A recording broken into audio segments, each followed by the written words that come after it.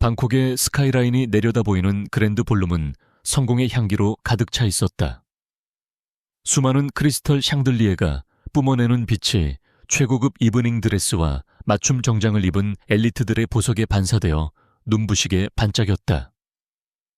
태국 에너지 산업의 거물인 시암 에너지의 연례 갈라 디너는 단순한 파티가 아니라 권력의 전시장이었다. 린라다는 행사장 한쪽 구석에 조용히 서서 샴페인 잔을 들고 이 화려한 연극을 지켜보았다. 그녀의 검은색 실크 드레스는 우아했지만 오늘 밤의 주인공들이 입은 화려한 의상들에 비하면 수수하기 그지없었다. 그녀는 남편 팍품이 홀 중앙에서 스포트라이트를 받는 모습을 무표정하게 바라보았다. 그는 자신만만한 미소를 지으며 업계 리더들과 악수를 나누고 있었고 그의 곁에는 린라다가 아닌 다른 여자가 있었다. 알리사. 팍품에 유능하고 젊은 비서였다. 그녀는 오늘 비서의 복장이 아닌 마치 이 회사의 안주인이라도 된 듯 화려한 붉은색 드레스를 입고 팍품의 팔짱을 끼고 있었다. 사람들의 시선이 린라다와 그들 사이를 오갔지만 팍품은 아내의 존재를 완전히 잊은 듯 했다. 린라다는 질투심 같은 감정을 느낄 새가 없었다. 그녀의 결혼 생활은 이미 오래전부터 비즈니스 파트너십에 가까웠다. 팍품은 자신이 이룩한 성공에 도취해 오만해졌고 린라다를 그저 집안을 장식하는 조용한 트로피 정도로 여겼다. 하지만 그는 몰랐다. 이 화려한 제국을 지탱하는 그림자가 누구인지. 린라다는 팍품이 중요한 계약을 앞두고 실수를 저지를 때마다 은밀하게 움직여 문제를 해결해왔다. 그녀는 그의 방패이자 그가 결코 알지 못하는 숨겨진 무기였다. 오늘 밤 린라다의 신경을 건드린 것은 남편의 외도가 아니었다. 그녀의 훈련된 본능이 알리색에서 위험한 신호를 감지했기 때문이었다. 팍품이 투자자들과 웃으며 대화하는 동안 알리사는 그의 옆에서 스마트폰을 교묘하게 조작하고 있었다. 일반적인 시선으로는 그저 메시지를 확인하는 것처럼 보였겠지만 린라다의 눈은 달랐다. 알리사의 손가락 움직임은 너무 빨랐고 그녀가 화면을 가리는 각도는 보안을 의식한 전문가의 그것이었다. 린라다는 조용히 인파를 헤치고 그들에게 조금 더 다가갔다. 그녀의 시선은 팍품의 웃는 얼굴이 아닌 알리사의 손에 고정되어 있었다. 알리사가 잠시 팍품에게서 떨어져 테라스 쪽으로 향하자 린라다는 자연스럽게 그 뒤를 밟았다. 테라스의 어둠 속에서 알리사는 누군가와 짧고 은밀한 통화를 나눴다. 네, 데이터 전송이 거의 완료되었습니다. 회장님은 전혀 눈치채지 못하고 있어요. 계획대로 진행하세요. 알리사의 목소리는 낮았지만 린라다의 귀에는 천둥처럼 선명하게 들렸다. 그것은 단순한 비서의 월권 행위가 아니었다. 명백한 기업 스파이 행위였다. 알리사가 전송하고 있는 데이터가 무엇인지 짐작하는 것은 어렵지 않았다. 다음 달 예정된 대규모 입찰의 핵심 기밀일 것이다. 그 정보가 경쟁사로 넘어간다면 시암 에너지는 치명적인 타격을 입게 된다. 팍품은 자신의 정부가 회사의 심장을 도려내고 있다는 사실도 모른 채 그저 그녀의 젊음과 아첨에 눈이 멀어 있었다. 린라다는 차가운 분노를 느꼈다. 그것은 배신당한 아내의 분노가 아니라 자신의 영역을 침범당한 전문가의 분노였다. 그녀는 다시 연회장으로 돌아왔다. 멀리서 팍품이 알리사를 찾아 두리번거리는 모습이 보였다. 알리사가 웃으며 그에게 다가가 팔짱을 끼자 팍품은 안도하는 표정을 지었다. 그 어리석고 오만한 남자의 얼굴을 보며 린라다는 결심을 굳혔다. 지금까지 그녀는 팍품을 위해 너무 많은 것을 희생하고 감추어왔다. 하지만 이제 그는 선을 넘었다. 그는 자신의 욕망을 위해 회사의 보안을 위험에 빠뜨린 여자를 옆에 두었다. 린라다는 핸드백에서 자신의 암호화된 스마트폰을 꺼냈다. 그녀의 손가락이 익숙한 패턴으로 움직이며 숨겨진 인터페이스에 접속했다. 화면에 복잡한 코드들이 나타났고 그녀는 망설임 없이 실행 버튼을 눌렀다. 그것은 프로토콜 오메가의 시작을 알리는 신호였다. 그녀가 수년간 시암 에너지의 그림자 속에서 구축해온 모든 안전장치와 비밀 감시망을 철수시키는 명령이었다. 이제 팍품은 그를 지켜주던 보이지 않는 방패 없이 홀로 세상과 마주해야 했다.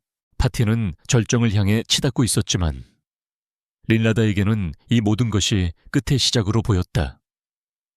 그녀는 샴페인 잔을 테이블에 내려놓고 조용히 출구를 향해 걸어갔다. 아무도 그녀의 퇴장을 주목하지 않았다. 팍품조차도 그녀가 떠나는 것을 보지 못했다. 그는 붉은 드레스의 여자와 함께 환호 속에 샴페인을 터뜨리고 있었다. 린라다는 문 밖으로 나서며 마지막으로 그 화려한 빛의 세계를 뒤돌아보았다. 즐겨도 팍품, 당신의 세상이 얼마나 취약한 기반 위에 서 있었는지 곧 알게 될 테니까. 그녀는 차가운 밤 공기 속으로 사라졌다. 다음 날 저녁, 팍품은 술 기운이 약간 오른 채 귀가했다. 대리석으로 장식된 거실은 냉랭한 침묵에 잠겨 있었고 그 중앙에 린라다가 조각상처럼 앉아 있었다. 그녀는 어제 파티장에서 입었던 검은 드레스 대신 심플한 실내복을 입고 있었지만 그 분위기는 여전히 접근하기 힘든 위험을 풍겼다. 팍품은 알리사가 속삭였던 말들을 떠올렸다. 린라다는 너무 구식이고 그의 앞길을 막는 걸림돌이라는 말들. 그는 넥타이를 거칠게 풀어 헤치며 소파 맞은편에 털썩 주저앉았다. 우리 이야기 좀 해. 팍품의 목소리에는 짜증과 오만이 뒤섞여 있었다. 그는 린라다가 매달리거나 울며불며 따질 것이라고 예상했다. 어젯밤의 노골적인 무시에 대한 당연한 반응일 터였다. 하지만 린라다는 그저 조용히 고개를 들어 그를 바라보았다. 그 흔들림 없는 눈빛의 팍품은 순간적으로 위축감을 느꼈지만 이내 자신의 우월한 지위를 상기하며 목소리를 높였다. 더 이상 이렇게 살 수는 없어. 당신도 느끼고 있겠지. 우리 관계는 이미 끝났다는 걸. 린라다는 여전히 침묵을 지켰다.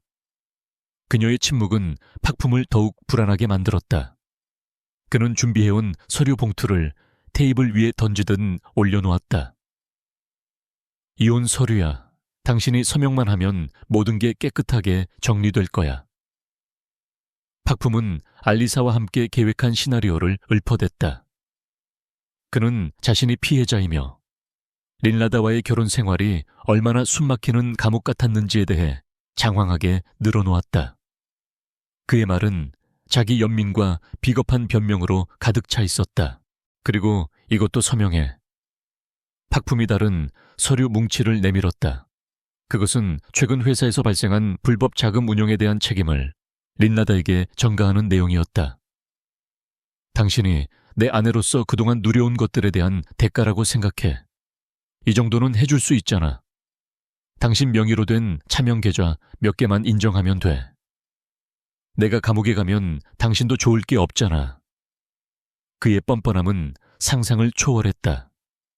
그는 린라다가 이 상황에서 선택의 여지가 없을 것이라고 확신했다. 린라다는 천천히 서류들을 집어들었다. 그녀의 손길은 놀라울 정도로 침착했다. 팍품은 그녀의 얼굴에서 분노나 절망의 흔적을 찾으려 애썼지만 그녀는 마치 타인의 계약서를 검토하는 변호사처럼 냉철했다. 잠시 후 린라다가 입을 열었다. 원하는 게 이혼이라면 그렇게 해. 그녀의 목소리는 건조했고 감정이 완전히 배제되어 있었다. 팍품은 예상치 못한 순순한 반응에 당황하여 말을 더듬었다. 뭐 정말이야. 위자료나 재산 분할은 꿈도 꾸지 마. 당신은 빈털터리로 나가야 해. 린라다는 펜을 들어 이혼 서류에 망설임 없이 서명했다. 당신 돈은 필요 없어. 가져가. 그녀는 서명한 서류를 팍품 앞으로 밀어놓았다. 하지만 두 번째 서류, 즉 책임을 전가하는 문서에는 손도 대지 않았다. 하지만 이 쓰레기 같은 서류에는 서명할 수 없어. 당신이 저지른 죄를 내가 뒤집었을 이유는 없으니까. 당신의 그 유능한 비서가 해결하도록 해. 그녀의 말투에는 경멸조차 담겨 있지 않았다. 그저 명백한 사실을 말할 뿐이었다. 팍품의 얼굴이 붉게 달아올랐다. 감히 나한테 명령하는 거야. 당신 지금 상황 파악이 안 돼. 내 덕분에 호의호식했으면 은혜를 갚아야지. 그는 소리를 질렀지만 린라다는 이미 자리에서 일어나고 있었다. 호의호식이라. 린라다는 처음으로 희미한 냉소를 지었다. 당신이 그 자리를 지킬 수 있었던 게 누구 덕분인지 곧 알게 될 거야. 그녀는 미련 없이 거실을 빠져나갔다. 미리 싸둔 작은 여행 가방 하나가 현관에 놓여 있었다. 팍품은 멍하니 그녀의 뒷모습을 바라보았다. 무언가 잘못되었다는 불길한 예감이 엄습했지만 그는 그것을 애써 무시했다. 드디어 자유라는 생각, 알리사와 함께할 장밋빛 미래에 대한 환상이 그를 지배했다. 린라다는 현관문을 나서며 주머니 속에 스마트폰을 꺼냈다. 프로토콜 오메가 최종 단계 실행. 그녀는 확인 버튼을 눌렀다. 그것은 시암 에너지의 메인 서버와 연결된 그녀의 마지막 백도어를 완전히 폐쇄하는 명령이었다. 이제 팍품의 제국은 폭풍우 속에 완전히 발가벗겨졌다. 소드 항엠 지무담 낭처 띠뚝 중바 3 중바. 린라다가 떠난 거대한 저택은 팍품과 알리사의 웃음소리로 채워졌다. 팍품은 마치 10년 묵은 체증이 내려간 듯한 해방감을 느꼈다. 그는 최고급 와인을 따르며 알리사의 허리를 감싸 안았다. 드디어 우리 세상이야. 그 답답한 여자가 사라지니 공기부터 다르군. 알리사는 요염한 미소를 지으며 그의 잔에 건배했다. 그녀는 팍품이 듣고 싶어하는 달콤한 말들을 속삭이며 그의 자존심을 한껏 부풀렸다. 팍품은 자신이 인생의 정점에 서 있다고 착각했다. 이 모든 것이 영원할 것만 같았다. 하지만 그 자유의 달콤함은 그리 오래가지 못했다. 며칠 후 시암 에너지의 회장실에 첫 번째 경고음이 울렸다. 수년간 안정적인 파트너십을 유지해오던 유럽의 핵심 투자 그룹이 갑작스럽게 예정된 미팅을 취소했다. 팍품은 비서실장에게 짜증을 내며 이유를 알아오라고 소리쳤다. 도대체 일 처리를 어떻게 하는 거야? 단순한 일정 착오겠지. 당장 다시 약속 잡아. 그는 이것이 그저 사소한 행정적 실수일 것이라고 가볍게 여겼다. 예전에는 이런 문제들이 발생하기도 전에 조용히 해결되곤 했기에 그는 사태의 심각성을 인지하지 못했다. 엎친 데 덮친 격으로 주요 은행들이 시암 에너지의 신규 대출 심사를 보류하겠다고 통보해왔다. 자금 유동성에 빨간불이 켜진 것이다. 팍품은 재무 담당 임원들을 호출해 불호령을 내렸다. 내가 자리를 비운 사이에 회사를 이따위로 만들어놔. 당장 해결책을 가져와. 그는 책상을 내리치며 분노했지만 임원들은 난감한 표정으로 서로 눈치만 볼 뿐이었다. 그들은 과거의 린라다가 마쿠에서 은행 고위 관계자들과의 신뢰를 구축하고 복잡한 서류 문제들을 얼마나 매끄럽게 처리해왔는지 알지 못했다. 그저 갑작스러운 기류 변화에 당황할 뿐이었다. 설상가상으로 사내 보안팀에서는 매일같이 심각한 보고서가 올라왔다. 외부의 정교한 해킹 시도가 급증하고 있으며 내부 시스템 곳곳에서 원인 모를 데이터 누수와 오류가 발생하고 있다는 내용이었다. 그것은 린라다가 구축했던 철옹성 같은 방화벽인 프로토콜 오메가가 사라진 후폭풍이었다. 팍품이 골머리를 앓고 있을 때 알리사가 회장실로 들어왔다. 그녀의 태도는 예전에 상냥하고 순종적인 비서의 모습과는 거리가 멀었다. 그녀의 눈빛에는 숨길 수 없는 야망과 조바심이 서려 있었다. 회장님, 지금 한가하게 보안 타령이나 하고 있을 때가 아니에요. 경쟁사들이 우리 약점을 잡고 치고 올라오고 있다고요. 주가 떨어지는 거 안 보이세요? 그녀는 팍품의 책상 위에 수상쩍은 서류 뭉치를 던지듯 올려놓았다. 팍품은 미간을 찌푸리며 서류를 집어들었다. 이게 다 뭐야? 알리사는 차가운 목소리로 대답했다. 당장 급한 불을 끄고 유동성을 확보할 수 있는 유일한 방법이에요. 해외에 있는 특수 목적법인을 통해 자금을 우회시키는 거죠. 그것은 명백히 위험하고 불법적인 거래였지만 알리사는 교묘한 화술로 팍품을 압박했다. 약간의 위험은 감수해야죠. 지금 다른 대안이 없잖아요. 회장님이 머뭇거리는 사이에 회사가 통째로 넘어갈 수도 있어요. 그녀는 팍품이 궁지에 몰릴수록 더 과감하고 위험한 선택을 하도록 유도하고 있었다. 사실 이 모든 위기는 알리사가 경쟁사에 넘긴 정보들 때문에 가속화되고 있었지만 팍품은 그 사실을 까맣게 모르고 있었다. 그는 주저했지만 당장의 위기감과 알리사의 부추김이 그의 이성을 마비시켰다. 팍품은 점점 초조해졌다. 예전에는 문제가 생기면 마치 보이지 않는 손이 나타나 모든 것을 원래대로 돌려놓는 느낌을 받았었다. 복잡한 규제 문제는 조용히 해결되었고 까다로운 감사도 무사히 넘어갔었다. 하지만 지금은 문제가 발생하면 그것이 눈덩이처럼 불어나 그를 집어삼킬 듯이 달려들었다. 그는 밤늦게까지 사무실에 남아 과거의 서류들을 신경질적으로 뒤적거렸다.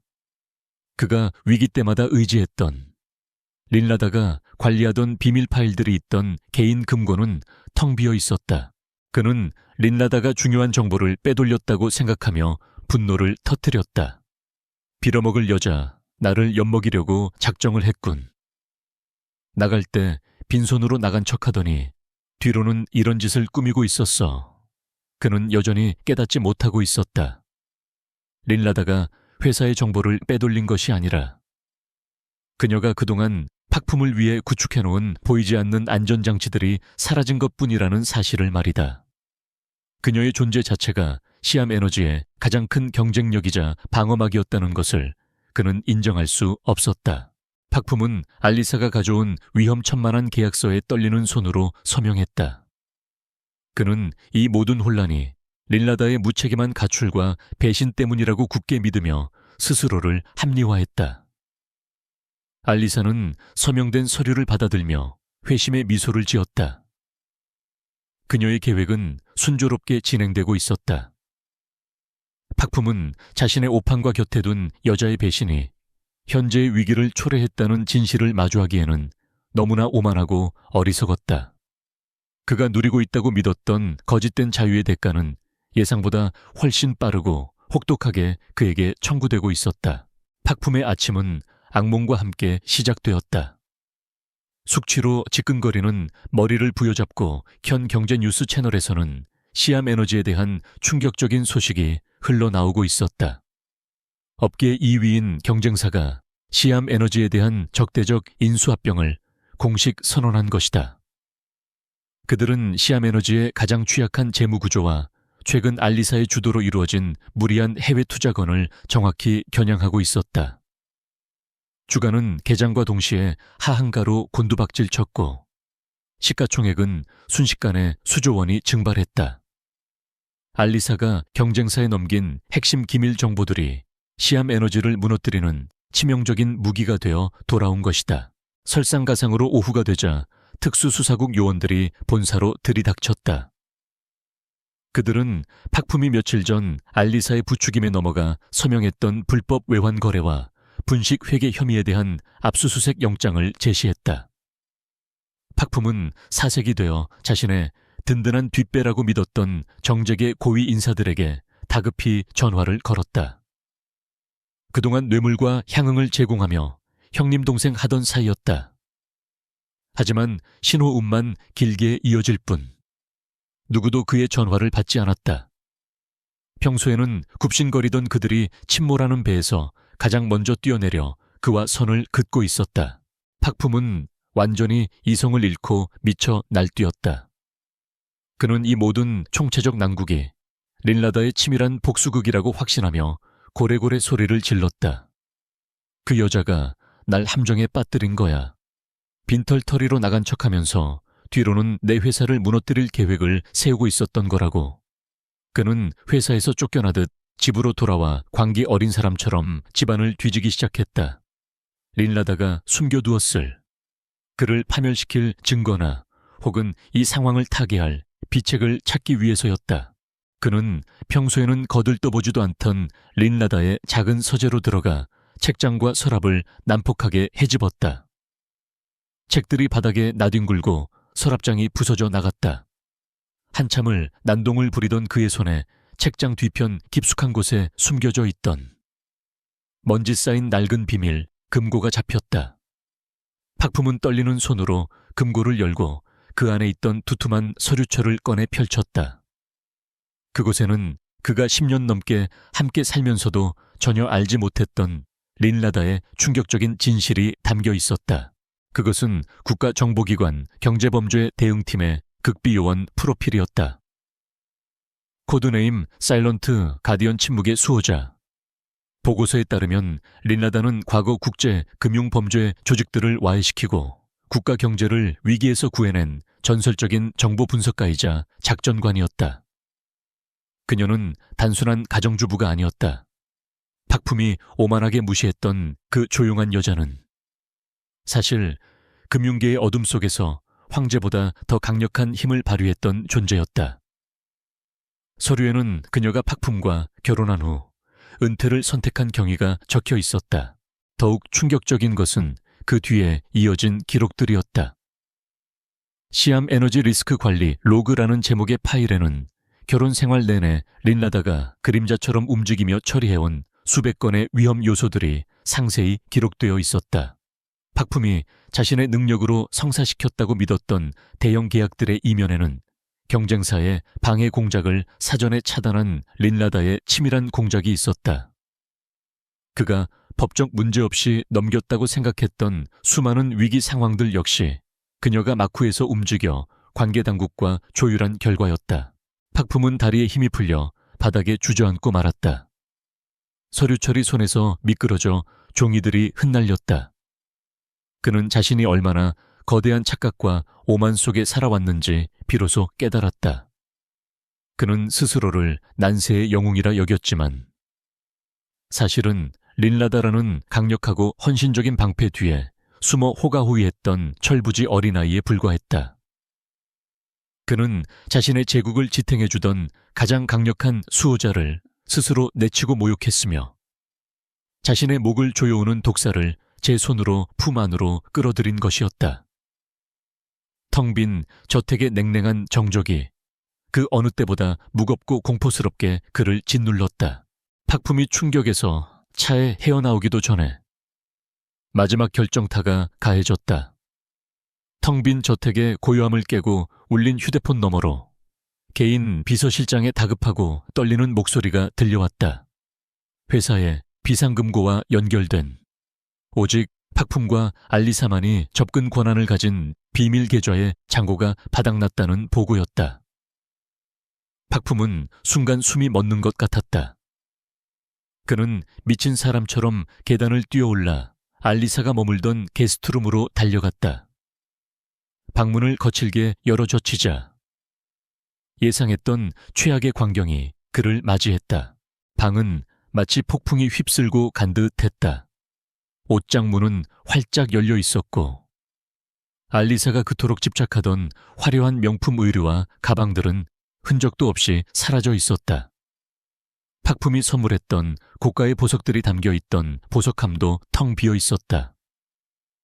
화장대 거울 위에는 붉은색 립스틱으로 휘갈겨 쓴 짧은 메모 한 장만이 조롱하듯 남아 있었다. 잘 있어요, 회장님. 짧은 꿈이었지만 즐거웠어요. 대가는 충분히 챙겨갑니다. 알리사는 단순히 떠난 것이 아니었다. 침몰하는 배에서 가장 값비싼 구명정을 훔쳐 달아난 것이다. 그녀가 빼돌린 자금은 시암 에너지가 당장의 부도를 막기 위해 마련해둔 최후의 보루였다. 그 돈이 사라졌다는 것은 회사의 사망 선고나 다름없었다. 거실의 대형 TV에서는 시암 에너지의 몰락을 알리는 뉴스 특보가 끊임없이 흘러나오고 있었다. 앵커는 심각한 표정으로 회사의 법정 관리 신청 가능성과 경영진의 대규모 배임 횡령 혐의를 보도했다. 화면 하단에는 폭락하는 주가 그래프가 붉은색 화살표와 함께 곤두박질치고 있었다. 박품은 소파에 주저앉아 멍하니 화면을 응시했다. 채권단은 하이에나 떼처럼 회사 로비로 몰려와 빚 독촉을 시작했고 검찰의 소환장은 시간 문제였다. 박품은 자신이 평생을 바쳐 일구어온 거대한 제국이 순식간에 모래성처럼 무너져 내리는 광경을 무력하게 지켜보아야 했다. 그동안 린라다가 소리 없이 구축해놓았던 수많은 안전장치와 인적 네트워크가 작동을 멈춘 회사는 거친 폭풍우 앞에 발가벗겨진 어린아이와 같았다. 그는 이제야 자신이 얼마나 나약하고 허울뿐인 존재였는지 뼈저리게 실감했다. 박품은 어두컴컴한 거실 소파에 몸을 웅크렸다. 불과 며칠 전까지만 해도 그는 이 도시를 호령하는 에너지 왕국의 황제였다. 수많은 사람이 그의 말 한마디에 머리를 조아렸고 그의 손짓 하나에 거대한 자본이 움직였다. 하지만 지금 그는 빚더미에 올라앉은 파렴치한 범죄자, 혐의자에 불과했다. 린라다의 비밀 서재에서 발견한 먼지 쌓인 파일들의 내용이 머릿속을 떠나지 않고 맴돌았다.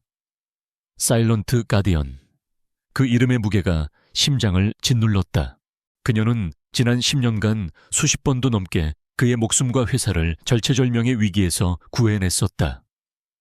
그가 경쟁사의 함정에 빠질 뻔했을 때, 정부 규제에 발목이 잡혔을 때, 자금난에 허덕일 때, 언제나 보이지 않는 곳에서 린라다의 손길이 닿아 있었다.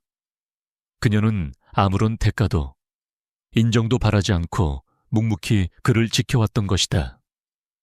그런데 그는 그런 그녀를 구식이라 비웃고 자신의 앞길을 막는 걸림돌 취급하며 모욕적으로 내쫓았다. 심지어 자신의 죄를 그녀에게 뒤집어 씌우려 했다. 감당할 수 없는 죄책감과 뒤늦은 후회가 거대한 쓰나미처럼 밀려와 그의 가슴을 난도질했다. 그는 자신의 오만함과 어리석음이 얼마나 끔찍한 결과를 초래했는지 뼈저리게 깨달았다. 그는 세상에서 가장 강력하고 헌신적인 아군을 제 손으로 버리고 독사를 품 안으로 끌어들여 스스로 파멸을 자초한 것이다. 박품은 떨리는 손으로 스마트폰을 집어들었다. 액정 화면 위로 눈물이 뚝뚝 떨어져 번졌다. 그는 마지막 희망을 걸고 린라다의 번호를 눌렀다. 오만했던 재벌 회장의 모습은 온데간데 없고 겁에 질려 구원을 요청하는 나약한 인간만이 남아있었다. 신호음이 길게 이어질 때마다 그의 심장은 타들가는 것 같았다. 제발, 린라다, 제발 전화 좀 받아줘.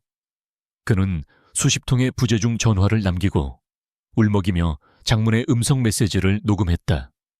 제발 한 번만 만나달라고. 무릎 꿇고 용서를 빌 기회라도 달라고 애원했다. 그는 그녀가 이 모든 상황을 해결해줄 유일한 구원자임을 알았다. 아니, 해결해주지 않더라도 최소한 그녀 앞에서 참회하고 싶었다.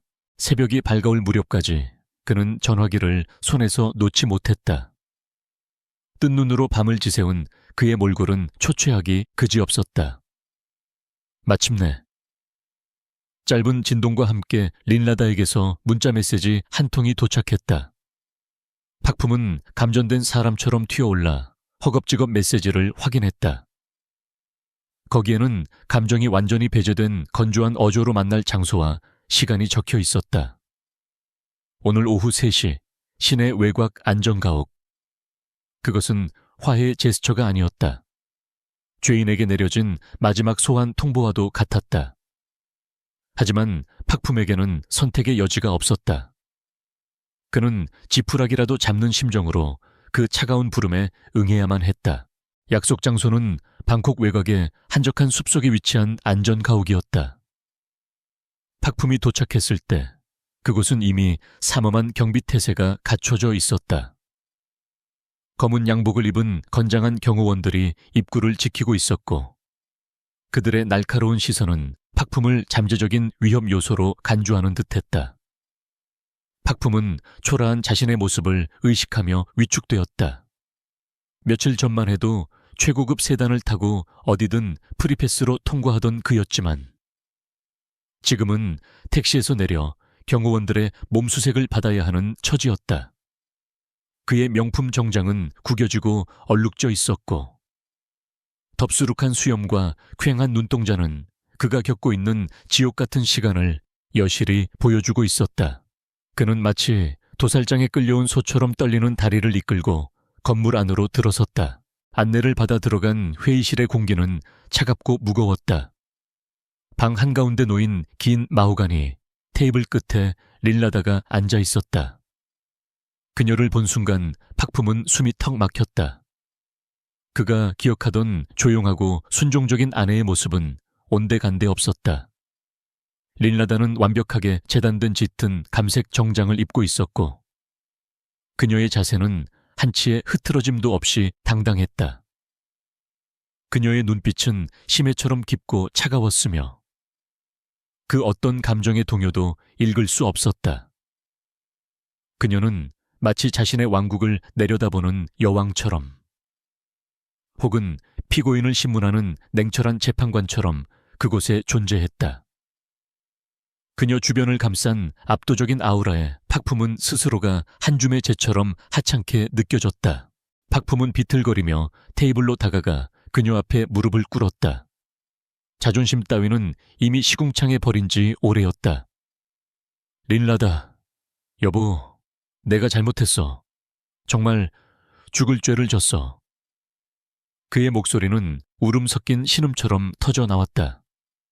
그는 바닥에 머리를 조아리며 애원했다. 당신 서재에서 파일을 봤어. 당신이 나를 위해 어떤 일을 해왔는지 이제야 알았어. 내가 얼마나 어리석고 오만했는지 뼈저리게 후회하고 있어. 제발 한 번만 용서해줘. 나 좀 살려줘. 그는 린라다의 구두 끝을 잡으려 손을 뻗었지만 그녀는 미동도 하지 않은 채 차가운 시선으로 그를 내려다볼 뿐이었다. 린라다는 한참 동안 팍품의 추태를 말없이 지켜보았다. 그녀의 표정에는 경멸조차 없었다.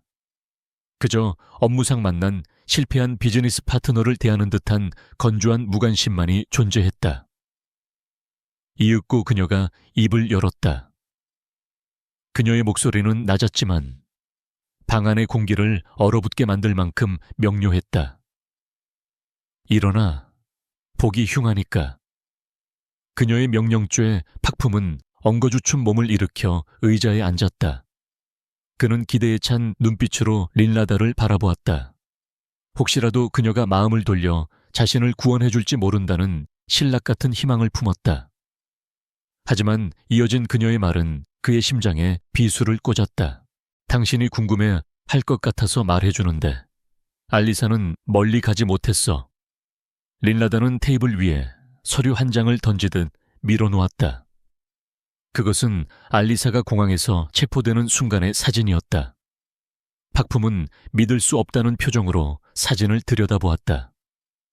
어떻게 그 여자가 훔쳐간 돈은 회사를 살릴 수 있는 거야? 그는 다급하게 물었다. 린라다는 차갑게 비웃었다. 착각하지 마. 알리사가 가져간 건 당신 회사의 마지막 자금이 아니었어. 내가 심어둔 미끼였지. 팍품은 혼란스러운 표정으로 그녀를 쳐다보았다. 린라다는 설명을 이어갔다. 그녀의 어조는 마치 남의 이야기를 하듯 담담했다. 알리사 뒤에는 당신 회사를 노리는 경쟁사와 국제기업 사냥꾼들이 있었어. 나는 그들의 네트워크를 일망타진하기 위해 알리사가 돈을 가지고 움직이도록 유도한 거야. 그 돈에는 추적장치가 심어져 있었고 덕분에 배후 세력의 자금줄까지 모두 동결시킬 수 있었지. 알리사는 지금쯤 정보국 취조실에서 모든 것을 불고 있을 거야. 팍품의 얼굴에 희색이 돌았다. 그럼 회사는 당신이 그들을 막았으니 회사는 다시 살아날 수 있는 거지.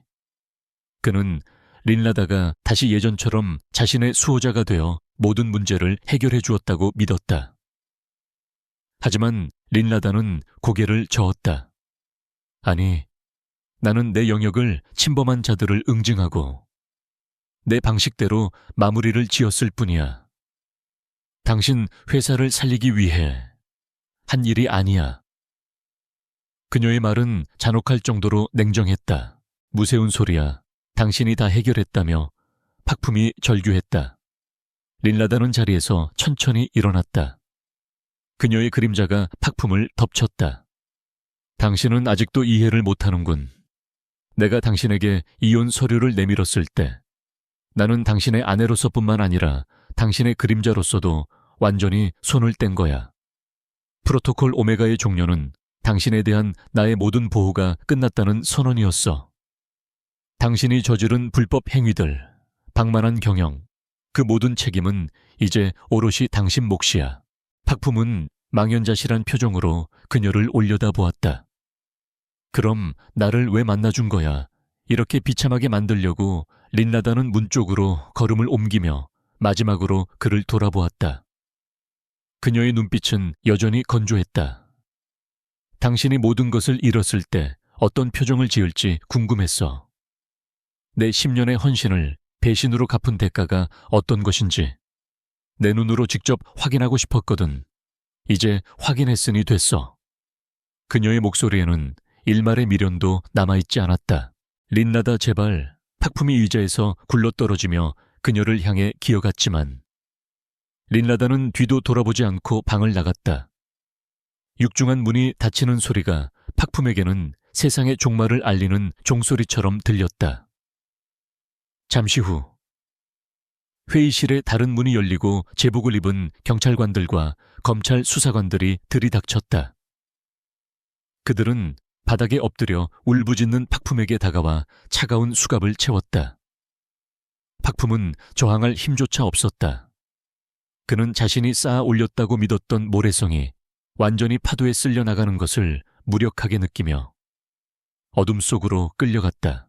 수갑의 차가운 금속성이 손목을 파고들 때 팍품은 자신의 화려했던 인생이 종말을 고했음을 직감했다. 안전가옥 밖으로 끌려 나오는 그의 모습은 마치 도살장으로 향하는 짐승과 다를 바 없었다.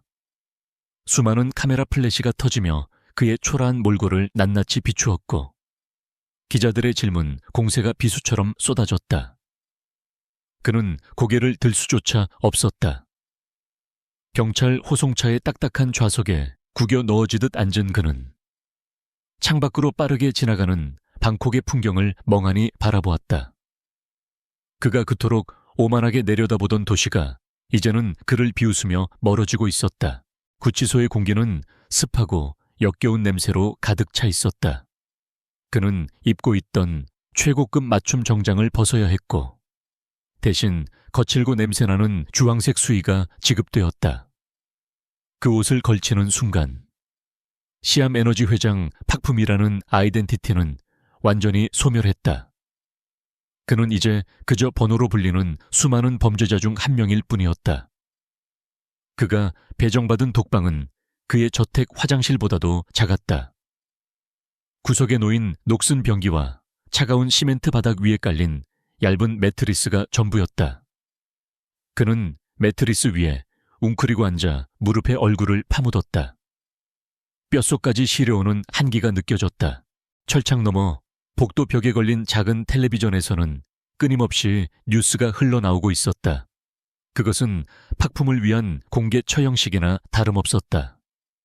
뉴스 앵커는 건조한 목소리로 시암 에너지의 최종적인 공중분해 소식을 전했다. 채권단이 회사 자산을 동결하고 경매 절차에 돌입했으며 본사 건물 전면에 걸려있던 거대한 회사 로고가 철거되는 장면이 자료 화면으로 송출되었다. 그가 평생을 바쳐 쌓아 올린 제국이 문자 그대로 해체되고 있었다. 더욱 참을 수 없는 것은 배신의 연속이었다. 화면에는 그가 평소 형님 동생 하며 지냈던 정재계 인사들의 인터뷰가 이어졌다. 그들은 하나같이 침통한 표정을 지으며 팍품의 비리를 강력하게 비난했다. 그런 부도덕한 사람인 줄 몰랐습니다. 업계의 수치입니다. 그들은 자신들에게 튀을 불똥을 피하기 위해 앞다투어 팍품에게 돌을 던지고 있었다. 팍품은 그제야 깨달았다. 자신의 주변에 있던 수많은 사람은 친구나 동료가 아니었다. 그저 그의 권력과 돈에 기생하던 하이에나 떼였을 뿐이었다. 밤이 깊어지자 구치소는 무거운 정적에 휩싸였다. 그 좁고 차가운 공간에서 팍품은 비로소 자신의 지난 날을 정직하게 마주하게 되었다. 린라다의 마지막 모습이 머릿속을 떠나지 않았다. 그녀의 차갑고 경멸 어린 눈빛, 그리고 단호한 목소리. 당신이 모든 것을 잃었을 때 어떤 표정을 지을지 궁금했어. 그녀는 그를 구원하러 온 것이 아니었다. 자신의 그림자가 사라진 후 그가 맞이할 파멸을 확인하러 온 것이었다. 그는 린라다가 서재에 숨겨두었던 파일들의 내용을 다시 떠올렸다. 사일런트 가디언. 그는 자신이 얼마나 어리석은 선택을 했는지 뼈저리게 실감했다. 그는 알리사라는 화려하지만 가치없는 유리 조각에 눈이 멀어 린라다라는 대체 불가능한 다이아몬드를 제 손으로 버린 것이다. 알리사는 그의 얄팍한 욕망을 비추는 거울이었고 위기가 닥치자 가장 먼저 그를 배신하고 도망쳤다. 반면 린라다는 그가 빛날 수 있도록 묵묵히 어둠 속에서 그를 지탱해주던 단단한 기반이었다. 그녀의 존재 자체가 그의 가장 큰 자산이자 무기였던 것이다. 그는 린라다가 곁에 있었던 지난 10년을 회상했다. 그가 사업상 스트레스로 예민해져 있을 때 그녀는 말없이 따뜻한 차를 내어주곤 했다. 그가 복잡한 문제에 직면했을 때 그녀는 그가 눈치채기도 전에 조용히 해결책을 마련해 놓곤 했다. 그는 그 모든 헌신과 배려를 당연한 것으로 여겼고 심지어 그녀를 지루하고 능력 없는 여자라고 무시하기까지 했다. 그의 오만함이 진실을 보는 눈을 가리고 있었던 것이다. 그는 자신이 누렸던 평온한 일상이 얼마나 위태로운 균형 위에 서 있었는지, 그리고 그 균형을 유지하던 사람이 누구였는지 이제야 완벽하게 이해했다. 뜨거운 눈물이 볼을 타고 흘러내려 시멘트 바닥을 적셨다. 그것은 억울함이나 분노의 눈물이 아니었다. 돌이킬 수 없는 실수에 대한 처절한 후회와 자기 혐오의 눈물이었다. 그는 모든 것을 잃었다. 돈과 명예, 권력뿐만이 아니었다. 그를 진심으로 아끼고 지켜주었던 유일한 사람. 그의 인생에서 가장 소중했던 존재를 영원히 잃어버린 것이다. 린라다에게 용서를 빌 기회조차 다시는 오지 않을 것임을 그는 직감했다. 이 차가운 감옥보다 더 무거운 형벌은 바로 그 상실감이었다. 그는 짐승처럼 울부짖으며 차가운 바닥을 긁었다. 같은 시각 지상 3만 피트 상공을 비행하는 개인 전용기 안은 고요하고 평온했다. 린라다는 최고급 가죽 시트에 깊숙이 몸을 기대고 앉아 창밖을 내다보고 있었다. 그녀의 손에는 탄산수가 든 크리스털 잔이 들려 있었다. 테이블 위에는 비서가 정리해 올린 정화작전의 최종 보고서가 담긴 태블릿이 놓여 있었다. 작전은 완벽한 성공이었다. 시암 에너지를 노리고 달려들었던 경쟁사들과 기업 사냥꾼들은 그녀가 알리사를 미끼로 심어둔 함정에 걸려들어 지금쯤 줄줄이 검찰 수사를 받고 있었다. 그녀의 표정은 승리감에 도취된 사람의 그것이 아니었다. 그저 오랫동안 미루어왔던 대청소를 성공적으로 마친 사람의 홀가분함만이 느껴졌다. 팍품과 그의 부패한 왕국을 무너뜨린 것은 그녀에게 복수가 아니었다. 그것은 자신의 삶에서 악성 종양을 제거하는 필수적인 외과 수술과도 같았다. 그녀가 한때 사랑했고 그림자가 되기를 자처했던 남자는 이미 오래전에 사라졌다. 그 자리를 차지한 것은 오만과 탐욕으로 가득 찬 괴물뿐이었다. 안전가옥에서 마주한 그의 비참한 최후는 그녀에게 어떤 연민도 불러일으키지 않았다. 그저 자신의 결정이 옳았음을 확인시켜주는 마침표였을 뿐이다. 비행기가 선회하며 방콕의 야경이 한눈에 들어왔다. 어둠 속에서 보석처럼 반짝이는 도시의 불빛들이 발 아래 펼쳐졌다. 저 아래 어딘가 차가운 감옥 속에 팍품이 있을 것이다. 그는 이제 자신의 오만이 초래한 혹독한 겨울을 홀로 견뎌야 할 것이다. 하지만 그것은 더 이상 린라다의 관심사가 아니었다. 그녀는 이제 누군가의 그림자가 아니었다. 그녀는 스스로 빛을 내는 존재로서 자신의 하늘을 날고 있었다. 린라다는 태블릿을 덮었다. 그것은 팍품이라는 긴 챕터를 영원히 덮는 것과 같았다. 그녀의 앞에는 광활하고 새로운 미래가 펼쳐져 있었다. 이제 그녀의 능력과 지혜는 오롯이 그녀 자신만을 위해 사용될 것이다. 그녀는 더 이상 숨겨진 수호자가 아니었다. 그녀는 이 게임의 지배자였다.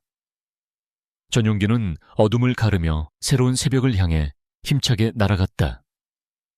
그녀의 입가에 비로소 희미하지만 단단한 미소가 떠올랐다.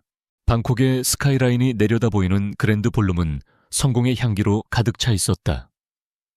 수많은 크리스털 샹들리에가 뿜어내는 빛이 최고급 이브닝 드레스와 맞춤 정장을 입은 엘리트들의 보석에 반사되어 눈부시게 반짝였다. 태국 에너지 산업의 거물인 시암 에너지의 연례 갈라 디너는 단순한 파티가 아니라 권력의 전시장이었다. 린라다는 행사장 한쪽 구석에 조용히 서서 샴페인 잔을 들고 이 화려한 연극을 지켜보았다. 그녀의 검은색 실크 드레스는 우아했지만 오늘 밤의 주인공들이 입은 화려한 의상들에 비하면 수수하기 그지없었다. 그녀는 남편 팍품이 홀 중앙에서 스포트라이트를 받는 모습을 무표정하게 바라보았다. 그는 자신만만한 미소를 지으며 업계 리더들과 악수를 나누고 있었고 그의 곁에는 린라다가 아닌 다른 여자가 있었다. 알리사. 팍품에 유능하고 젊은 비서였다.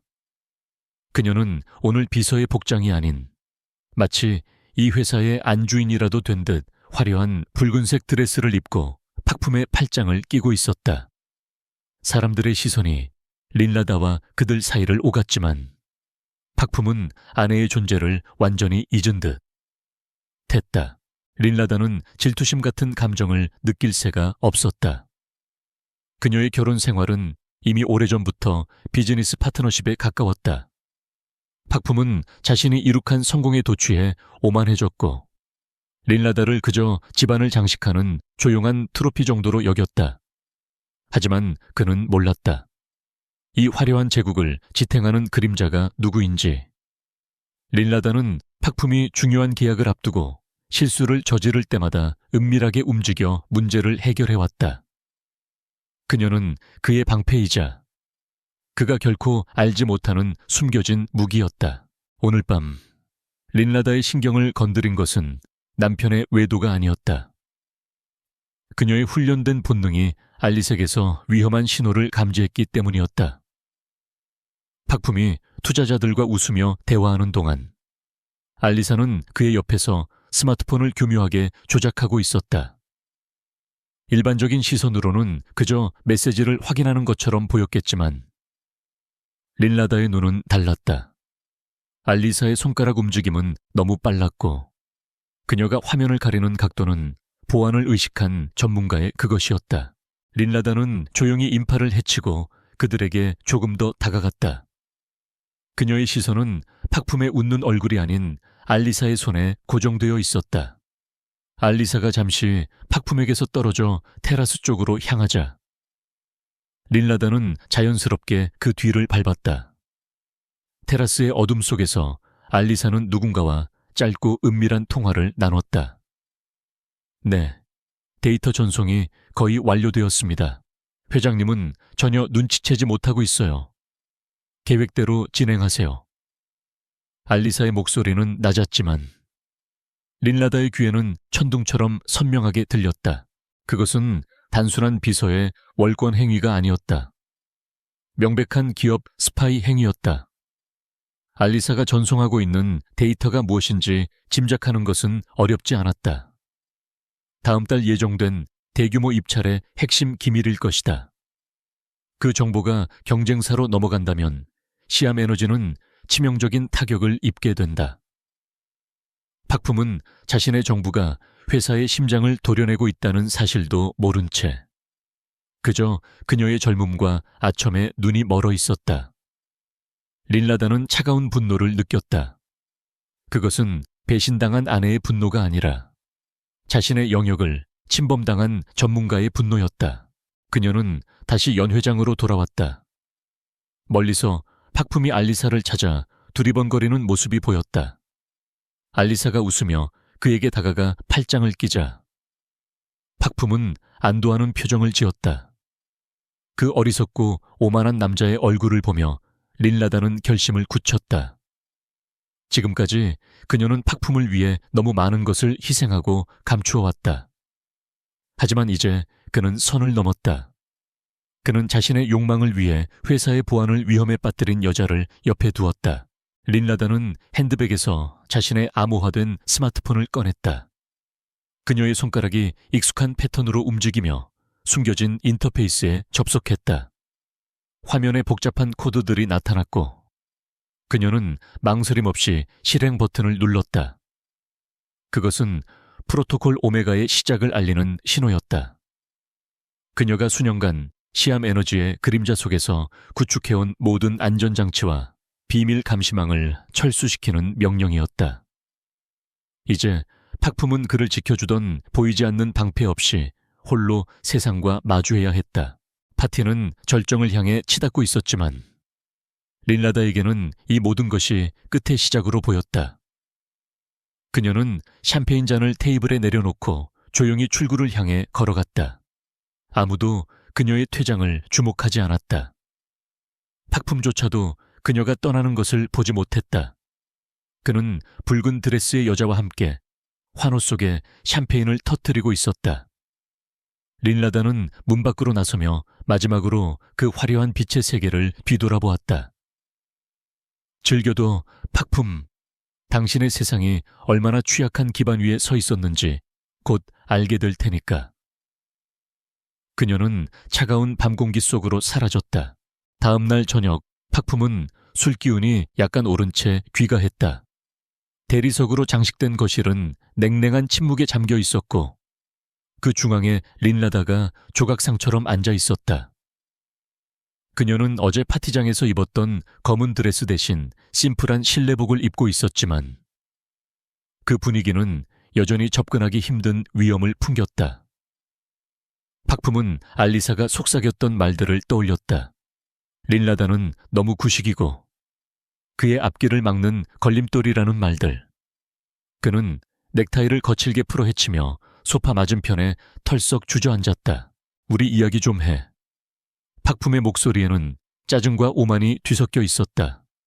그는 린라다가 매달리거나 울며불며 따질 것이라고 예상했다. 어젯밤의 노골적인 무시에 대한 당연한 반응일 터였다. 하지만 린라다는 그저 조용히 고개를 들어 그를 바라보았다. 그 흔들림 없는 눈빛의 박품은 순간적으로 위축감을 느꼈지만 이내 자신의 우월한 지위를 상기하며 목소리를 높였다. 더 이상 이렇게 살 수는 없어. 당신도 느끼고 있겠지. 우리 관계는 이미 끝났다는 걸. 린라다는 여전히 침묵을 지켰다. 그녀의 침묵은 박품을 더욱 불안하게 만들었다. 그는 준비해온 서류 봉투를 테이블 위에 던지듯 올려놓았다. 이혼 서류야. 당신이 서명만 하면 모든 게 깨끗하게 정리될 거야. 박품은 알리사와 함께 계획한 시나리오를 읊어댔다. 그는 자신이 피해자이며 린라다와의 결혼 생활이 얼마나 숨막히는 감옥 같았는지에 대해 장황하게 늘어놓았다.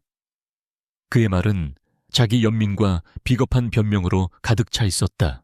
그리고 이것도 서명해. 박품이 다른 서류 뭉치를 내밀었다. 그것은 최근 회사에서 발생한 불법 자금 운용에 대한 책임을 린라다에게 전가하는 내용이었다.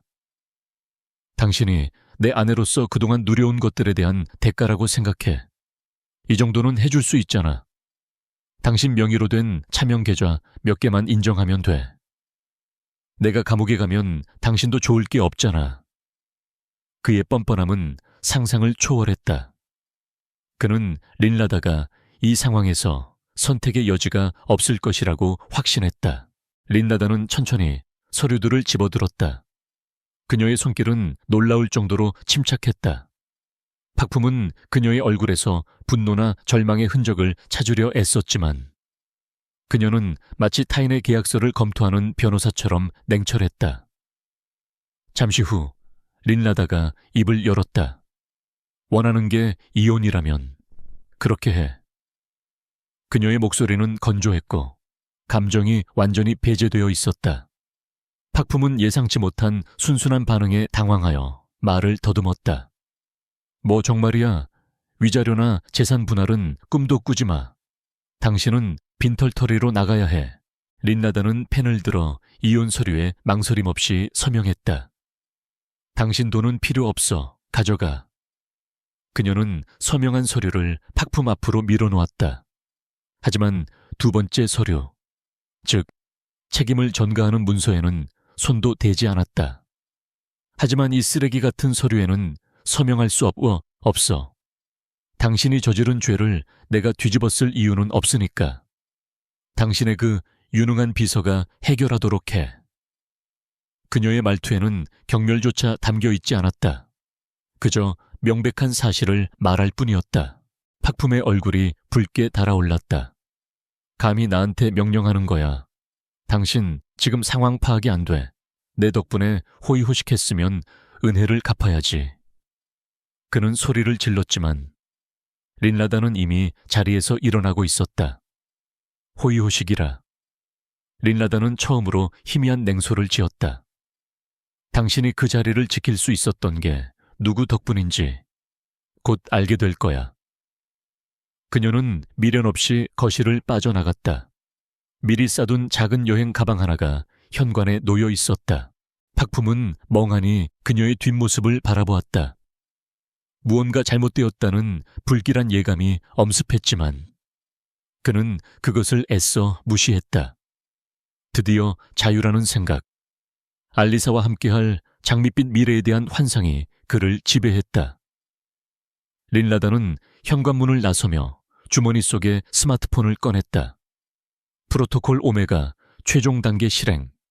그녀는 확인 버튼을 눌렀다. 그것은 시암 에너지의 메인 서버와 연결된 그녀의 마지막 백도어를 완전히 폐쇄하는 명령이었다. 이제 박품의 제국은 폭풍우 속에 완전히 발가벗겨졌다. Số thứ 2098 đang chờ tiếp tục chương 3. 3. chương 3. 린라다가 떠난 거대한 저택은 박품과 알리사의 웃음소리로 채워졌다. 박품은 마치 10년 묵은 체증이 내려간 듯한 해방감을 느꼈다. 그는 최고급 와인을 따르며 알리사의 허리를 감싸 안았다. 드디어 우리 세상이야. 그 답답한 여자가 사라지니 공기부터 다르군. 알리사는 요염한 미소를 지으며 그의 잔에 건배했다. 그녀는 박품이 듣고 싶어하는 달콤한 말들을 속삭이며 그의 자존심을 한껏 부풀렸다. 박품은 자신이 인생의 정점에 서 있다고 착각했다. 이 모든 것이 영원할 것만 같았다. 하지만 그 자유의 달콤함은 그리 오래가지 못했다. 며칠 후 시암 에너지의 회장실에 첫 번째 경고음이 울렸다. 수년간 안정적인 파트너십을 유지해오던 유럽의 핵심 투자그룹이 갑작스럽게 예정된 미팅을 취소했다. 박품은 비서실장에게 짜증을 내며 이유를 알아오라고 소리쳤다. 도대체 일 처리를 어떻게 하는 거야? 단순한 일정 착오겠지. 당장 다시 약속 잡아. 그는 이것이 그저 사소한 행정적 실수일 것이라고 가볍게 여겼다. 예전에는 이런 문제들이 발생하기도 전에 조용히 해결되곤 했기에 그는 사태의 심각성을 인지하지 못했다. 엎친 데 덮친 격으로 주요 은행들이 시암 에너지의 신규 대출 심사를 보류하겠다고 통보해왔다. 자금 유동성에 빨간불이 켜진 것이다. 팍품은 재무 담당 임원들을 호출해 불호령을 내렸다. 내가 자리를 비운 사이에 회사를 이따위로 만들어놔 당장 해결책을 가져와. 그는 책상을 내리치며 분노했지만 임원들은 난감한 표정으로 서로 눈치만 볼 뿐이었다. 그들은 과거에 린라다가 마쿠에서 은행 고위 관계자들과의 신뢰를 구축하고 복잡한 서류 문제들을 얼마나 매끄럽게 처리해왔는지 알지 못했다. 그저 갑작스러운 기류 변화에 당황할 뿐이었다.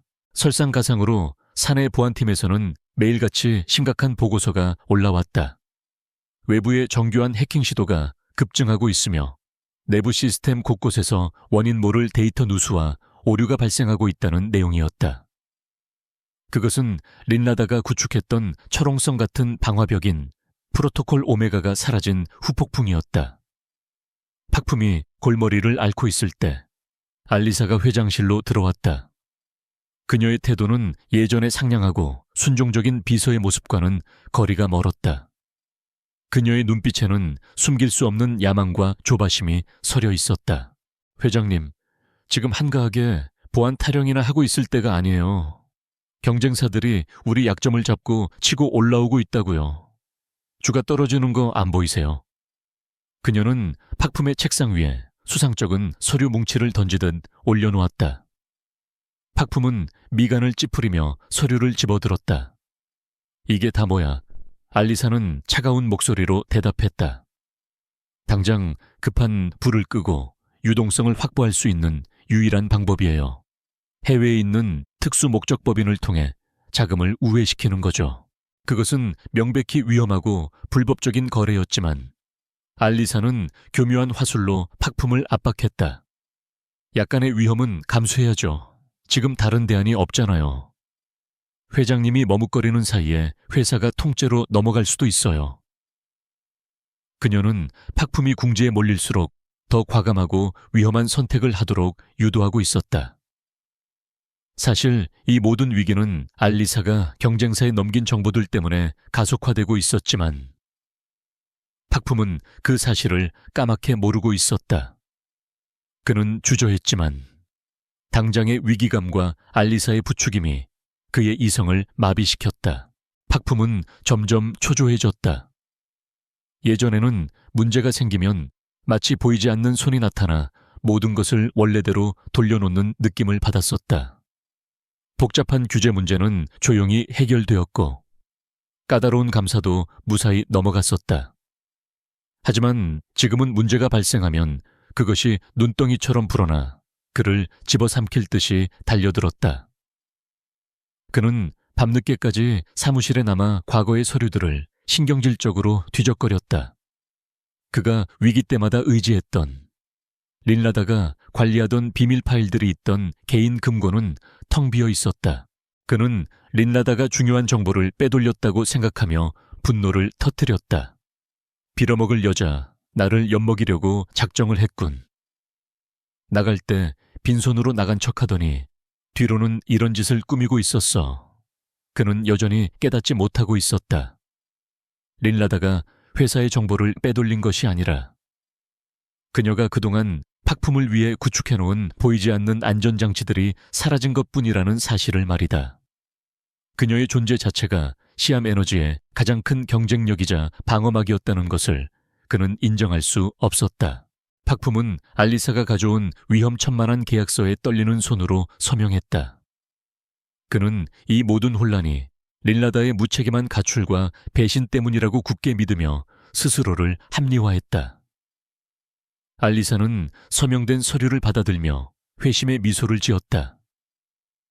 그녀의 계획은 순조롭게 진행되고 있었다.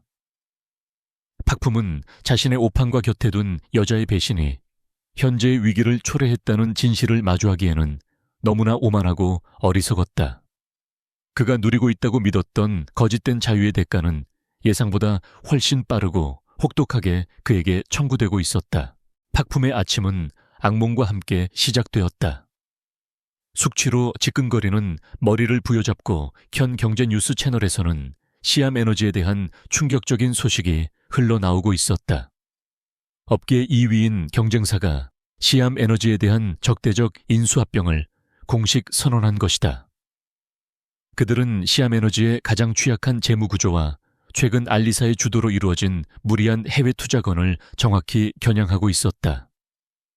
주가는 개장과 동시에 하한가로 곤두박질 쳤고 시가총액은 순식간에 수조 원이 증발했다. 알리사가 경쟁사에 넘긴 핵심 기밀 정보들이 시암 에너지를 무너뜨리는 치명적인 무기가 되어 돌아온 것이다. 설상가상으로 오후가 되자 특수수사국 요원들이 본사로 들이닥쳤다. 그들은 팍품이 며칠 전 알리사의 부추김에 넘어가 서명했던 불법 외환 거래와 분식 회계 혐의에 대한 압수수색 영장을 제시했다. 팍품은 사색이 되어 자신의 든든한 뒷배라고 믿었던 정재계 고위 인사들에게 다급히 전화를 걸었다. 그동안 뇌물과 향응을 제공하며 형님 동생 하던 사이였다. 하지만 신호음만 길게 이어질 뿐 누구도 그의 전화를 받지 않았다. 평소에는 굽신거리던 그들이 침몰하는 배에서 가장 먼저 뛰어내려 그와 선을 긋고 있었다. 팍품은 완전히 이성을 잃고 미쳐 날뛰었다. 그는 이 모든 총체적 난국이 린라다의 치밀한 복수극이라고 확신하며 고래고래 소리를 질렀다. 그 여자가 날 함정에 빠뜨린 거야. 빈털터리로 나간 척하면서 뒤로는 내 회사를 무너뜨릴 계획을 세우고 있었던 거라고. 그는 회사에서 쫓겨나듯 집으로 돌아와 광기 어린 사람처럼 집안을 뒤지기 시작했다. 린라다가 숨겨두었을, 그를 파멸시킬 증거나 혹은 이 상황을 타개할 비책을 찾기 위해서였다. 그는 평소에는 거들떠보지도 않던 린라다의 작은 서재로 들어가 책장과 서랍을 난폭하게 헤집었다. 책들이 바닥에 나뒹굴고 서랍장이 부서져 나갔다. 한참을 난동을 부리던 그의 손에 책장 뒤편 깊숙한 곳에 숨겨져 있던 먼지 쌓인 낡은 비밀, 금고가 잡혔다. 팍품은 떨리는 손으로 금고를 열고 그 안에 있던 두툼한 서류철을 꺼내 펼쳤다. 그곳에는 그가 10년 넘게 함께 살면서도 전혀 알지 못했던 린라다의 충격적인 진실이 담겨 있었다. 그것은 국가정보기관 경제범죄 대응팀의 극비요원 프로필이었다. 코드네임 사일런트 가디언 침묵의 수호자. 보고서에 따르면 린라다는 과거 국제 금융범죄 조직들을 와해시키고 국가 경제를 위기에서 구해낸 전설적인 정보 분석가이자 작전관이었다. 그녀는 단순한 가정주부가 아니었다. 팍품이 오만하게 무시했던 그 조용한 여자는 사실 금융계의 어둠 속에서 황제보다 더 강력한 힘을 발휘했던 존재였다. 서류에는 그녀가 팍품과 결혼한 후 은퇴를 선택한 경위가 적혀 있었다. 더욱 충격적인 것은 그 뒤에 이어진 기록들이었다. 시암 에너지 리스크 관리 로그라는 제목의 파일에는 결혼 생활 내내 린라다가 그림자처럼 움직이며 처리해온 수백 건의 위험 요소들이 상세히 기록되어 있었다. 팍품이 자신의 능력으로 성사시켰다고 믿었던 대형 계약들의 이면에는 경쟁사의 방해 공작을 사전에 차단한 린라다의 치밀한 공작이 있었다. 그가 법적 문제 없이 넘겼다고 생각했던 수많은 위기 상황들 역시 그녀가 막후에서 움직여 관계당국과 조율한 결과였다. 팍품은 다리에 힘이 풀려 바닥에 주저앉고 말았다. 서류철이 손에서 미끄러져 종이들이 흩날렸다. 그는 자신이 얼마나 거대한 착각과 오만 속에 살아왔는지 비로소 깨달았다. 그는 스스로를 난세의 영웅이라 여겼지만 사실은 린라다라는 강력하고 헌신적인 방패 뒤에 숨어 호가호위했던 철부지 어린아이에 불과했다. 그는 자신의 제국을 지탱해주던 가장 강력한 수호자를 스스로 내치고 모욕했으며 자신의 목을 조여오는 독사를 제 손으로 품 안으로 끌어들인 것이었다. 텅 빈 저택의 냉랭한 정적이 그 어느 때보다 무겁고 공포스럽게 그를 짓눌렀다. 팍품이 충격에서 차에 헤어나오기도 전에 마지막 결정타가 가해졌다. 텅 빈 저택의 고요함을 깨고 울린 휴대폰 너머로 개인 비서실장의 다급하고 떨리는 목소리가 들려왔다. 회사에 비상금고와 연결된, 오직 팍품과 알리사만이 접근 권한을 가진 비밀 계좌에 잔고가 바닥났다는 보고였다. 팍품은 순간 숨이 멎는 것 같았다. 그는 미친 사람처럼 계단을 뛰어올라 알리사가 머물던 게스트룸으로 달려갔다. 방문을 거칠게 열어젖히자 예상했던 최악의 광경이 그를 맞이했다. 방은 마치 폭풍이 휩쓸고 간 듯했다. 옷장 문은 활짝 열려 있었고 알리사가 그토록 집착하던 화려한 명품 의류와 가방들은 흔적도 없이 사라져 있었다. 팍품이 선물했던 고가의 보석들이 담겨 있던 보석함도 텅 비어 있었다. 화장대 거울 위에는 붉은색 립스틱으로 휘갈겨 쓴 짧은 메모 한 장만이 조롱하듯 남아 있었다. 잘 있어요, 회장님. 짧은 꿈이었지만 즐거웠어요. 대가는 충분히 챙겨갑니다. 알리사는 단순히 떠난 것이 아니었다. 침몰하는 배에서 가장 값비싼 구명정을 훔쳐 달아난 것이다. 그녀가 빼돌린 자금은 시암 에너지가 당장의 부도를 막기 위해 마련해둔 최후의 보루였다. 그 돈이 사라졌다는 것은 회사의 사망 선고나 다름없었다. 거실의 대형 TV에서는 시암 에너지의 몰락을 알리는 뉴스 특보가 끊임없이 흘러나오고 있었다. 앵커는 심각한 표정으로 회사의 법정 관리 신청 가능성과 경영진의 대규모 배임 횡령 혐의를 보도했다. 화면 하단에는 폭락하는 주가 그래프가 붉은색 화살표와 함께 곤두박질치고 있었다. 팍품은 소파에 주저앉아 멍하니 화면을 응시했다. 채권단은 하이에나 떼처럼 회사 로비로 몰려와 빚 독촉을 시작했고 검찰의 소환장은 시간 문제였다. 팍품은 자신이 평생을 바쳐 일구어온 거대한 제국이 순식간에 모래성처럼 무너져 내리는 광경을 무력하게 지켜보아야 했다. 그동안 린라다가 소리 없이 구축해놓았던 수많은 안전장치와 인적 네트워크가 작동을 멈춘 회사는 거친 폭풍우 앞에 발가벗겨진 어린아이와 같았다. 그는 이제야 자신이 얼마나 나약하고 허울뿐인 존재였는지 뼈저리게 실감했다. 팍품은 어두컴컴한 거실 소파에 몸을 웅크렸다. 불과 며칠 전까지만 해도 그는 이 도시를 호령하는 에너지 왕국의 황제였다.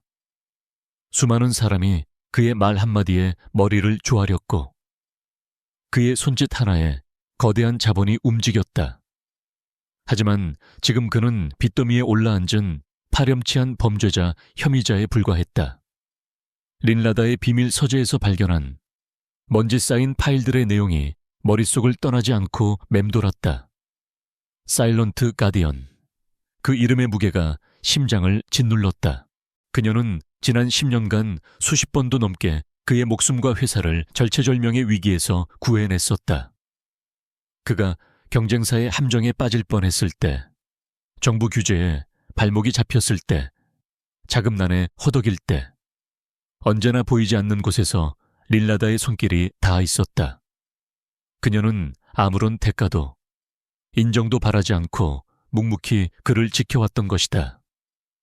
그런데 그는 그런 그녀를 구식이라 비웃고 자신의 앞길을 막는 걸림돌 취급하며 모욕적으로 내쫓았다. 심지어 자신의 죄를 그녀에게 뒤집어 씌우려 했다.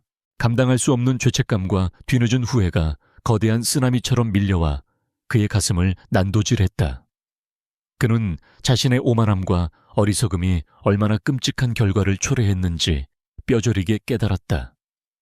그는 세상에서 가장 강력하고 헌신적인 아군을 제 손으로 버리고 독사를 품 안으로 끌어들여 스스로 파멸을 자초한 것이다. 팍품은 떨리는 손으로 스마트폰을 집어들었다.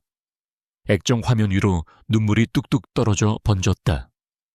그는 마지막 희망을 걸고 린라다의 번호를 눌렀다. 오만했던 재벌 회장의 모습은 온데간데 없고 겁에 질려 구원을 요청하는 나약한 인간만이 남아있었다.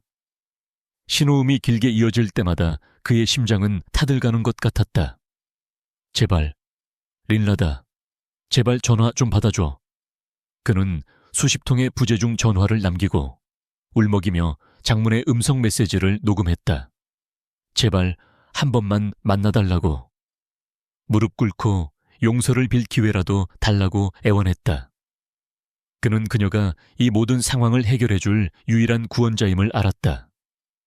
아니, 해결해주지 않더라도 최소한 그녀 앞에서 참회하고 싶었다. 새벽이 밝아올 무렵까지 그는 전화기를 손에서 놓지 못했다. 뜬 눈으로 밤을 지새운 그의 몰골은 초췌하기 그지없었다. 마침내 짧은 진동과 함께 린라다에게서 문자 메시지 한 통이 도착했다. 팍품은 감전된 사람처럼 튀어올라 허겁지겁 메시지를 확인했다. 거기에는 감정이 완전히 배제된 건조한 어조로 만날 장소와 시간이 적혀 있었다. 오늘 오후 3시 시내 외곽 안전가옥. 그것은 화해의 제스처가 아니었다. 죄인에게 내려진 마지막 소환 통보와도 같았다. 하지만 팍품에게는 선택의 여지가 없었다. 그는 지푸라기라도 잡는 심정으로 그 차가운 부름에 응해야만 했다. 약속 장소는 방콕 외곽의 한적한 숲속에 위치한 안전가옥이었다. 팍품이 도착했을 때 그곳은 이미 삼엄한 경비태세가 갖춰져 있었다. 검은 양복을 입은 건장한 경호원들이 입구를 지키고 있었고 그들의 날카로운 시선은 팍품을 잠재적인 위협 요소로 간주하는 듯했다. 팍품은 초라한 자신의 모습을 의식하며 위축되었다. 며칠 전만 해도 최고급 세단을 타고 어디든 프리패스로 통과하던 그였지만 지금은 택시에서 내려 경호원들의 몸수색을 받아야 하는 처지였다. 그의 명품 정장은 구겨지고 얼룩져 있었고 덥수룩한 수염과 퀭한 눈동자는 그가 겪고 있는 지옥 같은 시간을 여실히 보여주고 있었다. 그는 마치 도살장에 끌려온 소처럼 떨리는 다리를 이끌고 건물 안으로 들어섰다. 안내를 받아 들어간 회의실의 공기는 차갑고 무거웠다. 방 한가운데 놓인 긴 마호가니 테이블 끝에 린라다가 앉아 있었다. 그녀를 본 순간 팍품은 숨이 턱 막혔다. 그가 기억하던 조용하고 순종적인 아내의 모습은 온데간데 없었다. 린라다는 완벽하게 재단된 짙은 감색 정장을 입고 있었고 그녀의 자세는 한치의 흐트러짐도 없이 당당했다. 그녀의 눈빛은 심해처럼 깊고 차가웠으며 그 어떤 감정의 동요도 읽을 수 없었다. 그녀는 마치 자신의 왕국을 내려다보는 여왕처럼 혹은 피고인을 신문하는 냉철한 재판관처럼 그곳에 존재했다. 그녀 주변을 감싼 압도적인 아우라에 팍품은 스스로가 한 줌의 재처럼 하찮게 느껴졌다. 팍품은 비틀거리며 테이블로 다가가 그녀 앞에 무릎을 꿇었다. 자존심 따위는 이미 시궁창에 버린 지 오래였다. 린라다, 여보, 내가 잘못했어. 정말 죽을 죄를 졌어. 그의 목소리는 울음 섞인 신음처럼 터져 나왔다. 그는 바닥에 머리를 조아리며 애원했다. 당신 서재에서 파일을 봤어. 당신이 나를 위해 어떤 일을 해왔는지 이제야 알았어. 내가 얼마나 어리석고 오만했는지 뼈저리게 후회하고 있어. 제발 한 번만 용서해줘. 나 좀 살려줘. 그는 린라다의 구두 끝을 잡으려 손을 뻗었지만 그녀는 미동도 하지 않은 채 차가운 시선으로 그를 내려다볼 뿐이었다. 린라다는 한참 동안 팍품의 추태를 말없이 지켜보았다. 그녀의 표정에는 경멸조차 없었다. 그저 업무상 만난 실패한 비즈니스 파트너를 대하는 듯한 건조한 무관심만이 존재했다. 이윽고 그녀가 입을 열었다. 그녀의 목소리는 낮았지만 방 안의 공기를 얼어붙게 만들 만큼 명료했다. 일어나, 보기 흉하니까. 그녀의 명령조에 팍품은 엉거주춤 몸을 일으켜 의자에 앉았다. 그는 기대에 찬 눈빛으로 린라다를 바라보았다. 혹시라도 그녀가 마음을 돌려 자신을 구원해줄지 모른다는 신락 같은 희망을 품었다. 하지만 이어진 그녀의 말은 그의 심장에 비수를 꽂았다. 당신이 궁금해 할 것 같아서 말해주는데 알리사는 멀리 가지 못했어. 린라다는 테이블 위에 서류 한 장을 던지듯 밀어놓았다. 그것은 알리사가 공항에서 체포되는 순간의 사진이었다. 박품은 믿을 수 없다는 표정으로 사진을 들여다보았다. 어떻게 그 여자가 훔쳐간 돈은 회사를 살릴 수 있는 거야? 그는 다급하게 물었다. 린라다는 차갑게 비웃었다. 착각하지 마. 알리사가 가져간 건 당신 회사의 마지막 자금이 아니었어. 내가 심어둔 미끼였지. 박품은 혼란스러운 표정으로 그녀를 쳐다보았다. 린라다는 설명을 이어갔다. 그녀의 어조는 마치 남의 이야기를 하듯 담담했다. 알리사 뒤에는 당신 회사를 노리는 경쟁사와 국제기업 사냥꾼들이 있었어. 나는 그들의 네트워크를 일망타진하기 위해 알리사가 돈을 가지고 움직이도록 유도한 거야. 그 돈에는 추적 장치가 심어져 있었고, 덕분에 배후 세력의 자금줄까지 모두 동결시킬 수 있었지. 알리사는 지금쯤 정보국 취조실에서 모든 것을 불고 있을 거야. 박품의 얼굴에 희색이 돌았다. 그럼 회사는 당신이 그들을 막았으니 회사는 다시 살아날 수 있는 거지. 그는 린라다가 다시 예전처럼 자신의 수호자가 되어 모든 문제를 해결해 주었다고 믿었다. 하지만 린라다는 고개를 저었다. 아니, 나는 내 영역을 침범한 자들을 응징하고 내 방식대로 마무리를 지었을 뿐이야. 당신 회사를 살리기 위해 한 일이 아니야.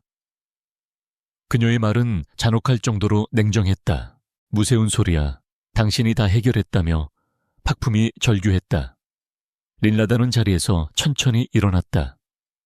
그녀의 그림자가 박품을 덮쳤다. 당신은 아직도 이해를 못하는군. 내가 당신에게 이혼 서류를 내밀었을 때 나는 당신의 아내로서뿐만 아니라 당신의 그림자로서도 완전히 손을 뗀 거야.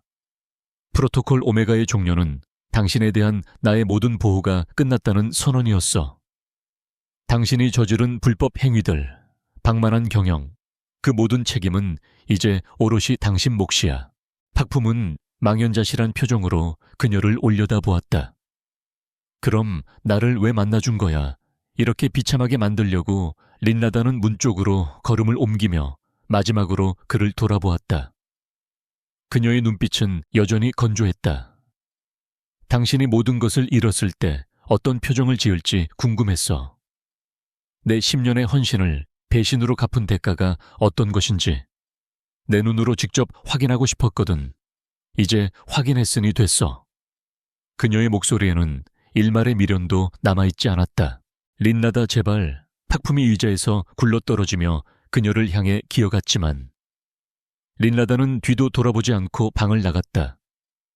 육중한 문이 닫히는 소리가 박품에게는 세상의 종말을 알리는 종소리처럼 들렸다. 잠시 후 회의실의 다른 문이 열리고 제복을 입은 경찰관들과 검찰 수사관들이 들이닥쳤다. 그들은 바닥에 엎드려 울부짖는 박품에게 다가와 차가운 수갑을 채웠다. 박품은 저항할 힘조차 없었다. 그는 자신이 쌓아 올렸다고 믿었던 모래성이 완전히 파도에 쓸려 나가는 것을 무력하게 느끼며 어둠 속으로 끌려갔다. 수갑의 차가운 금속성이 손목을 파고들 때 박품은 자신의 화려했던 인생이 종말을 고했음을 직감했다. 안전가옥 밖으로 끌려 나오는 그의 모습은 마치 도살장으로 향하는 짐승과 다를 바 없었다. 수많은 카메라 플래시가 터지며 그의 초라한 몰골을 낱낱이 비추었고 기자들의 질문, 공세가 비수처럼 쏟아졌다. 그는 고개를 들 수조차 없었다.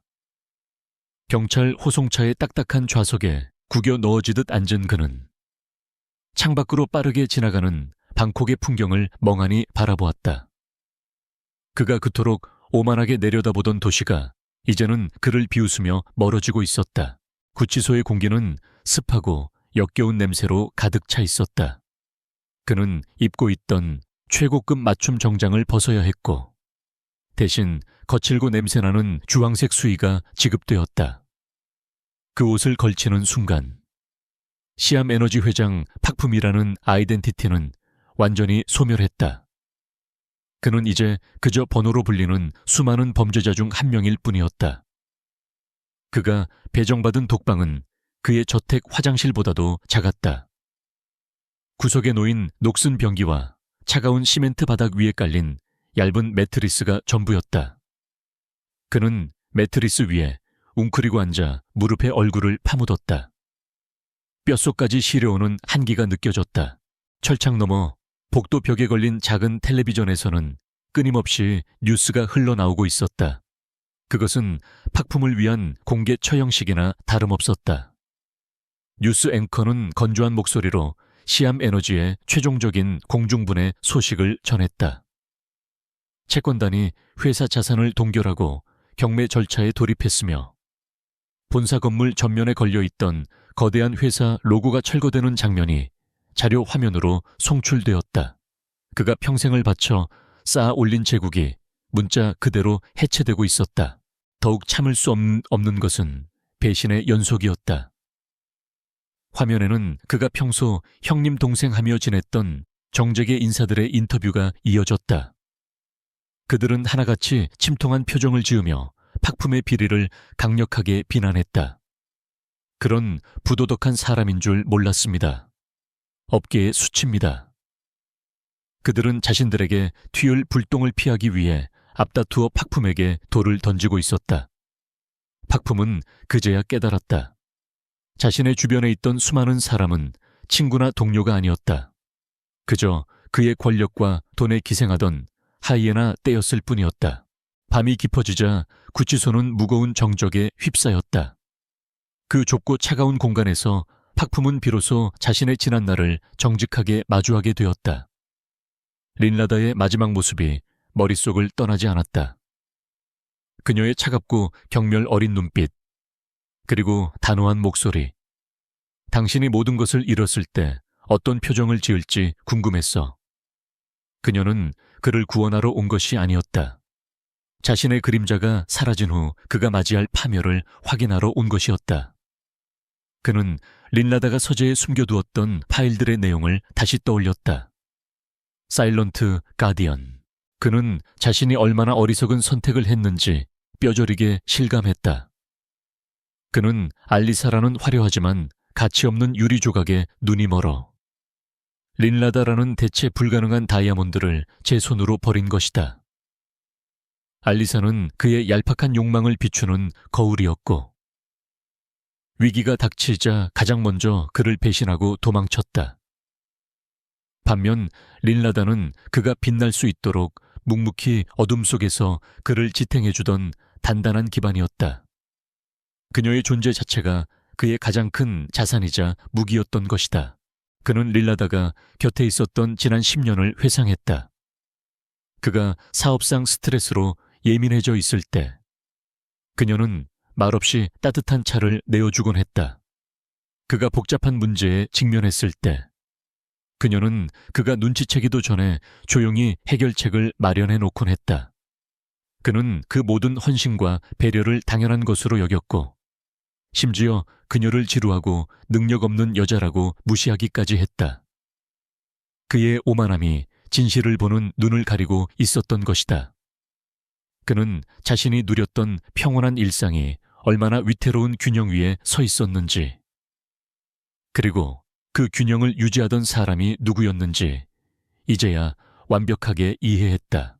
뜨거운 눈물이 볼을 타고 흘러내려 시멘트 바닥을 적셨다. 그것은 억울함이나 분노의 눈물이 아니었다. 돌이킬 수 없는 실수에 대한 처절한 후회와 자기 혐오의 눈물이었다. 그는 모든 것을 잃었다. 돈과 명예, 권력뿐만이 아니었다. 그를 진심으로 아끼고 지켜주었던 유일한 사람. 그의 인생에서 가장 소중했던 존재를 영원히 잃어버린 것이다. 린라다에게 용서를 빌 기회조차 다시는 오지 않을 것임을 그는 직감했다. 이 차가운 감옥보다 더 무거운 형벌은 바로 그 상실감이었다. 그는 짐승처럼 울부짖으며 차가운 바닥을 긁었다.